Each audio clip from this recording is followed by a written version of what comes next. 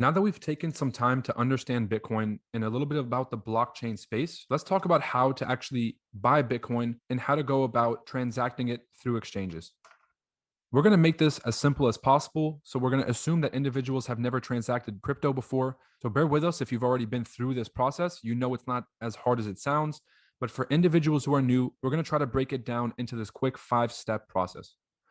Step one to buying crypto. You have to find an exchange that meets your needs.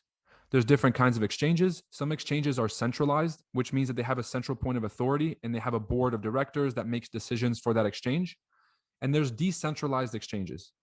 Now, there's very few real decentralized exchanges, which means that nobody owns it. But most decentralized exchanges today have some kind of distributed model where it's not all in one place. Instead, it's individuals all around the world that are operating the network and they maintain that network. So some exchanges are decentralized, some exchanges are centralized, some exchanges have wallets attached to them, some exchanges don't have any wallet capability at all, and it's just a place for you to transact.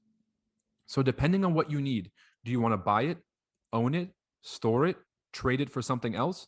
That's going to determine what sort of exchange that you're going to be looking for. Another determining factor of which exchange you use is geographical area. Some individuals in the United States prefer to use exchanges like Coinbase because it's easy for Americans to transact on those platforms. But individuals in other parts of the world, perhaps in South Korea, they may elect to use Kraken or Huobi, which are some of the alternate exchanges that are located around the world. So once you found an exchange that meets your needs, that can serve your geographical area, you have to open an account with that exchange. So the second step after you found the exchange that you want to work with, you have to sign up and register with that exchange. When you sign up and register with any centralized exchange, you're going to have to give them personal data in order to transact on that website. All financial companies are bound by something called KYC. KYC is a customer verification metric known as Know Your Customer. And these Know Your Customer laws make it so that financial institutions need to keep a record of who's transacting on their site to avoid nefarious activity like money laundering and drug trafficking. So when you go to any of these exchanges and you go to create an account, they're going to ask you for personal information such as your name, address, and proof of identification. That proof of identification is usually in the form of your driver's license or your passport, and you're going to have to take a picture next to it to verify that you are indeed the individual that's transacting on this wallet. You can understand how if somebody stole somebody else's personal information, they can just create an account and start trading with their name. So the importance of the KYC laws is just to make sure that you are who you are and that you are the person who's actually using this account. So once you've found an exchange, you've signed up for an account, given them your personal information. Step three is to decide which investment or group of investments you would like to add to your portfolio. This course is meant to give you enough insight in the crypto market so that you can make an informed decision when you get to this stage. But this stage is pretty important. You have to decide which investment or group of investments you're going to add to your portfolio, and you're going to have to decide how much of each you're going to allocate.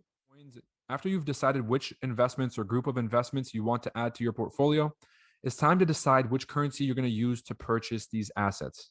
Some exchanges let you buy Bitcoin straight through a credit card or a debit card. Some of those transactions come with very high fees, and you're going to have to pay those transaction fees when you make the transaction. Other exchanges will allow you to where you can buy a stable coin using your debit or credit card and then use those stable coins to buy that digital currency. Oftentimes, the method of buying stable coins, transferring them to another asset, is cheaper and contains less fees than buying Bitcoin outright using fiat currency. Most individuals use their native currency in order to buy cryptocurrencies. If you're in a country without a major currency, chances are you have to change your currency to a major currency like the US dollar in order to buy one of these digital assets. Stable coins can be bought using any currency, and those stable coins can then be converted to a digital currency. So your two choices are essentially use a stable coin in order to buy Bitcoin or another digital currency, or you can use your credit card, debit card, and pay directly using fiat currencies to buy a digital currency. After you figured out what you want to buy and how you're going to buy it, you have to complete the transaction. So you're going to type in how much you want. You're going to choose the asset that you want. You're going to click buy on that exchange. Once you complete that transaction, you have to wait for the blockchain confirmations, and then you receive your new coins. What blockchain confirmations are is basically in the crypto network, there's computers that verify every transaction to make sure that it's not fraudulent. Once the computers validate your transaction to say that it came from a valid wallet ID and is going to another valid wallet address, then the computer systems will validate that transaction, Once the transaction is validated and the confirmation comes through, you will receive that currency in your account and it'll be ready to transact. Here's a quick look at what a wallet would look like.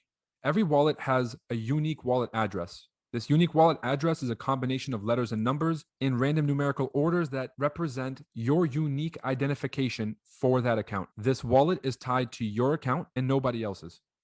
When you create a transaction, inside of your wallet, you're going to see the number of transactions, the amount of Bitcoins received, the amount of Bitcoins sent, the balance of Bitcoins that you have. So right here in this specific transaction that we've highlighted, this is the amount of Bitcoin that this individual has received over 360 transactions.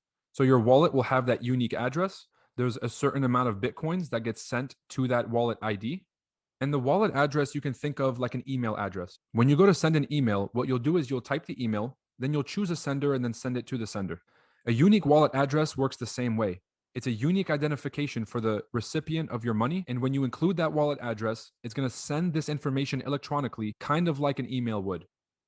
Nowadays, we use something called QR codes, which makes things a lot easier. Before, if you want to send a transaction, you would either have to copy and paste the address or you would have to manually type it. Now, what happens is if you manually type the wallet address incorrectly, the money is lost forever. It gets sent to an invalid wallet address and there's no way to retrieve it. Because Bitcoin is a secure network and there's no central authority, there's no one for you to call and say, hey, I lost my money. Can you get it back? This is a purely hands-off system. So it's really important that when you're dealing with addresses, that you're being very careful not to include the wrong address or to make mistakes in the translation of that address. The easiest way to avoid putting in the wrong address is to either copy and paste it or to use a QR code, which eliminates the risk of you losing those cryptos. So this is a brief overview into what an average wallet would look like. You'll have your unique identification, which is your unique wallet address. It'll show you the number of transactions, maybe the total received, the amount of Bitcoin sent, and then the balance of your Bitcoin. Most wallets usually just include these two things, your balance and your wallet address. With those two pieces of information, you can transact with the rest of the Bitcoin world as long as you have somebody else's address and an exchange to be able to send it to. So just to recap, quick steps on buying crypto. First, you have to find an exchange that meets your needs. Give your data to that exchange and create an account with them. Decide which investment or group of investments you'd like to add to your portfolio. Figure out what on-ramp or what currency you're going to use to buy those investments. Complete that transaction, wait for the confirmations, and then receive your coins. And then this is what it would look like on your backend with your unique address identifier and your balance of Bitcoins. If you have any questions about specific ways to buy cryptocurrencies, make sure that you guys check out the later videos on exchanges versus wallets, and you'll have a better idea as to which one is better for your needs once you start to hear the benefits and cons of each option.